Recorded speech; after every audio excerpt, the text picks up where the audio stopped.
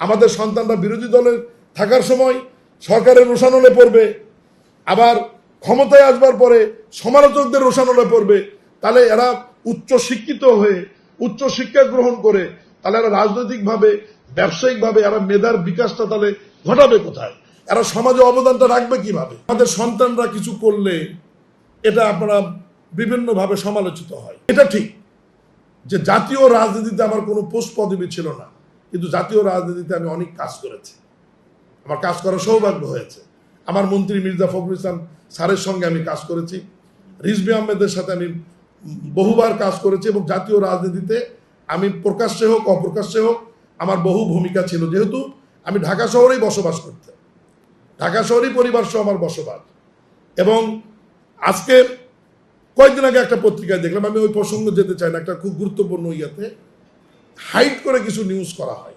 এগুলো আসলে হয় কি, আমাদেরকে আমরা হেয় প্রতিপূর্ণ মাঝে মাঝে হলে খুব একটা খারাপ লাগে না, কারণ রাজনীতি করি তো সবাই আমাদেরকে খুশি করবে তা না, কখনো গালি দিবে, কখনো ভালো বলবে, কিন্তু আমাদের সম্বন্ধে নেগেটিভ কিছু গেলে এটা পরিবার নিতে পারে না, আত্মীয় স্বজনের কাছে এটা খারাপ লাগে। কারণ এই যে হাতটা আজকে সুন্দর হাত দেখছেন, এই হাতে আমার হ্যান্ডকাপ লাগানো হয়েছে না, হ্যান্ডকাপ লাগিয়ে আমি জেলে গেছি না, জেলে গিয়ে কি আমাদের আরামে রাখা হয়েছিল? আমি উপজেলা চেয়ারম্যান হিসেবে আবেদন করেছিলাম যে আমাকে মেডিকেলে রাখা হোক, আমি অসুস্থ। মেডিকেলে তো রাখা দূরের কথা, সবচাইতে যে আপনার ব্যারাকের মধ্যে পকেটমার, চোর, নিশাখোররা ছিল, সেই ব্যারাকে আমাকে রাখা হয়েছিল এবং সর্বোচ্চ নজরদারির মধ্যে রাখা হয়েছিল। শীতের মধ্যে আমি একটা কম্বলের কাছে দুটা কম্বল চেয়েছিলাম, দেওয়া হয়নি।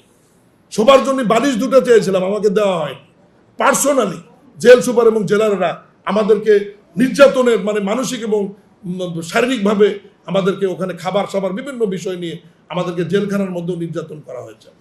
আমি অপ্রাসঙ্গিক আরেকটি কথা বলি, এই যে দেখুন আজকে আমাদের সন্তানরা কিছু করলে এটা আপনারা বিভিন্নভাবে সমালোচিত হয়, যে আমির খসরু মাহমুদ চৌধুরী সাহেবের ছেলে কেন ক্রিকেট বোর্ডে, সালাউদ্দিন সাহেবের ছেলে কেন ক্রিকেট বোর্ডে, বা মির্জা ফখরুল ইসলাম সাহেবের ভাই কেন ক্রিকেট বোর্ডে।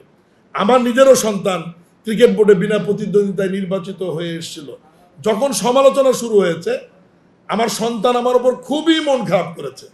আমি তাকে ডেকে বুঝে বলেছি, বাবা এটা নিয়ে নানান কথা হবে, তোমার ব্যবসা বাণিজ্য এখন অনেক দেখতে হবে, তুমি দয়া করে পদত্যাগ করো।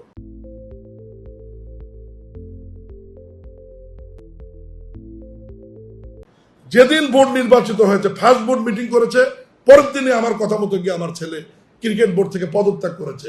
এই নিউজটা আপনারা কেউ হাইলাইট করেন না, যে একজন মন্ত্রী নির্বাচিত তার সন্তানকে ক্রিকেট বোর্ড থেকে সরে নিয়ে আসছে। এখন আমি এই প্রসঙ্গ যে কারণে তুললাম, বিগত 17 বছর কিন্তু আমাদের ছেলেরা কিছু করতে পারেনি, নিগৃহীত ছিল, তারাও মামলার আসামি ছিল, তারাও নির্যাতিত ছিল। বিএনপির এমপি মন্ত্রীদের সন্তানেরা দেখা হলেই বলতো যে বিএনপির অমুক মন্ত্রীর সন্তান, অমুক মন্ত্রীর ভাই, ঠিকাদারি করতে পারবে না, চাকরি করতে পারবে না, ব্যবসা করতে পারবে না। কিন্তু এখন আমরা আসার পরে যদি আমাদের সন্তানদের যোগ্যতা অনুযায়ী তারা যদি কোনো সামাজিক ক্রিয়া সংগঠনে বা ব্যবসাতে যদি তারা কমপ্লেক্ট অফ ইন্টারেস্টের বাইরে যদি কিছু করে, আমার মনে হয় যে এই ব্যাপারগুলোতে আপনাদের সহযোগিতা করা উচিত। আমাদের সন্তানরা বিরোধী দলের থাকার সময় সরকারের রোষানলে পড়বে, আবার ক্ষমতায় আসবার পরে সমালোচকদের রোষানলে পড়বে, তাহলে এরা উচ্চ শিক্ষিত হয়ে উচ্চ শিক্ষা গ্রহণ করে তাহলে এরা রাজনৈতিকভাবে ব্যবসায়িকভাবে এরা মেধার বিকাশটা তাহলে ঘটাবে কোথায়? এরা সমাজে অবদানটা রাখবে কিভাবে? এই বিষয়গুলো মনে হয় আপনাদের নোটিশে আনা দরকার।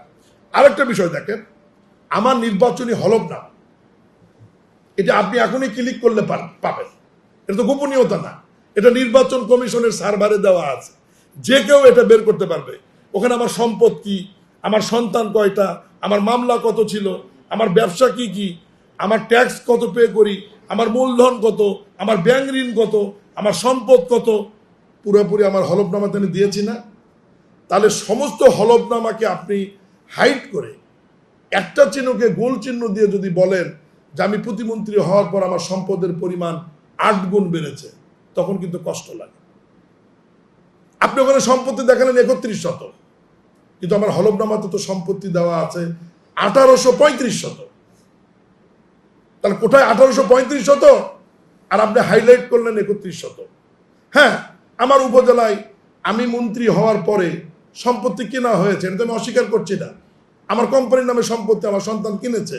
নতুন ইন্ডাস্ট্রি করার জন্য সম্পত্তি কেনার প্রয়োজন হলে সম্পত্তি কিনবে না? অবশ্যই কিনবে। কিন্তু সেটার আয়ের উৎসটা কি সেটা আপনারা দেখেন, সেটা তদন্ত করুক। ট্যাক্স অফিস আছে, তারা দেখবে যে সেটা বৈধ না অবৈধ। ব্যক্তি নামে তো কোনো সম্পত্তি কেনা হয়নি। রূপসী রাইস এবং পুষ্টি মিলের নামে, ফাউন্ডেশনের নামে সম্পত্তি কেনা হচ্ছে বিকজ সেখানে আমরা নতুন ইন্ডাস্ট্রি করব, নতুন ব্যবসা করব।